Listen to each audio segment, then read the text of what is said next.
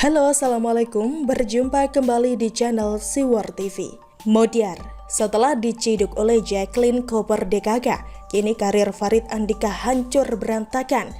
Ditulis oleh Ferry Padli.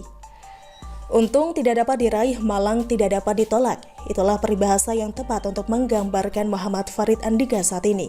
Pasalnya, baru-baru ini posisinya sebagai CEO di Restock ID sudah digantikan. Kini yang menduduki kursi yang ditinggalkannya tersebut adalah Tiar Nabila Karbala. Sebelumnya, Tiar ini menjabat sebagai komisaris di perusahaan yang memfasilitasi pembiayaan UMKM itu. Dan sekarang, si Farid Andika tidak hanya non-job, tapi ia juga sudah mengundurkan diri dari Restock ID. Diketahui Restock ID ini merupakan peer-to-peer lending platform di Indonesia yang menghubungkan UMKM yang butuh modal untuk mengembangkan usahanya ke pemberi modal dengan jaminan aset usaha yang dimilikinya. Artinya karena perusahaan ini merupakan perusahaan penyedia jasa, maka kepercayaan dari masyarakat itu sangatlah penting. Tidak boleh ada fungsionarisnya yang cacat moral. Sehingga mempertahankan Farid Andika itu sama saja dengan menyimpan bom waktu yang suatu saat bisa meledak. Dan kalau sudah meledak, perusahaan akan sulit untuk diperbaiki. Jika Restock ID ini diibaratkan tubuh, maka Farid Andika ini adalah bagian kaki yang mengalami luka diabetes pada kondisi yang parah. Sehingga mau tidak mau harus diamputasi demi menyelamatkan bagian tubuh yang lain. Sebenarnya salah dia juga sih. Sudah tahu nabrak mbak-mbak yang lagi mengendarai sepeda motor. Bukannya ditolong si mbak-mbaknya yang terjatuh, malah ngeluarin pistol dan mengumpat segala. Lalu kabur selonong boy seperti orang yang tidak pernah bersalah. Mungkin dia lupa kali ya kalau zaman kini sudah canggih. Rata-rata orang punya Android, apalagi ojol sudah dipastikan semua punya Android, karena kalau gak punya gak akan dapat orderan kan? Hehehe.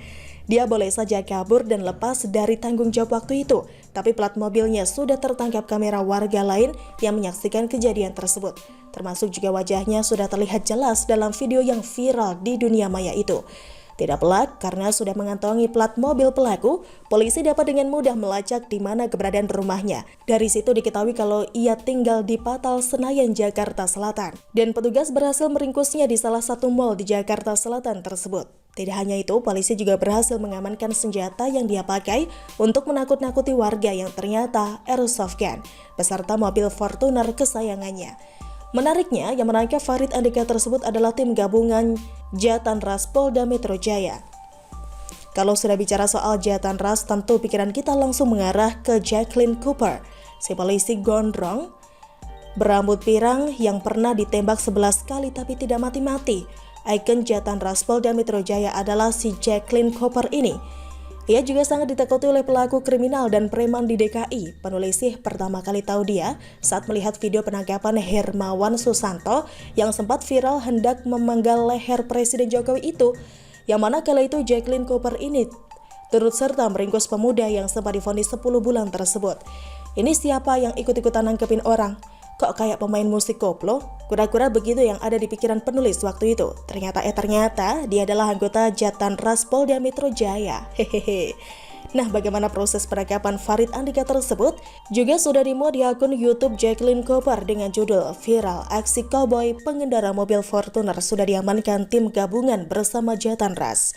Bagi pembaca Siwar yang penasaran ingin menonton videonya, bisa klik link di bawah ini. Kembali ke Farid Andika tadi, ia tidak hanya kehilangan pekerjaan dan terancam jadi pengangguran loh, tapi juga ditetapkan sebagai tersangka dengan 2 kasus sekaligus, kurang 1 kasus dari Rizik.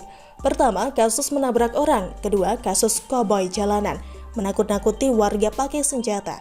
Artinya, bisa dipastikan dia tidak akan sebentar mendekam di penjara. Dari aksi koboynya itu juga, ia dijerat undang-undang darurat dengan ancaman hukuman di atas 5 tahun penjara. Belum lagi ditambah dengan kasus hukumannya yang lain. Berat nih cobaan Ferguson. Hehehe.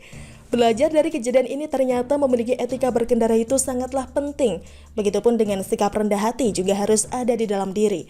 Karena bersikap arogan itulah yang sebenarnya dapat merusak diri sendiri. Seperti yang dialami oleh Farid Andika ini, semoga istri dan anaknya bisa tabah menghadapi kelakuan imam atau pemimpin keluarga yang kayak gitu. Amin. Bagaimana menurut Anda? Silahkan tulis komen Anda di kolom komentar. Jangan lupa untuk like, subscribe, dan share. Siwar TV pamit, sampai jumpa. Wassalamualaikum warahmatullahi wabarakatuh.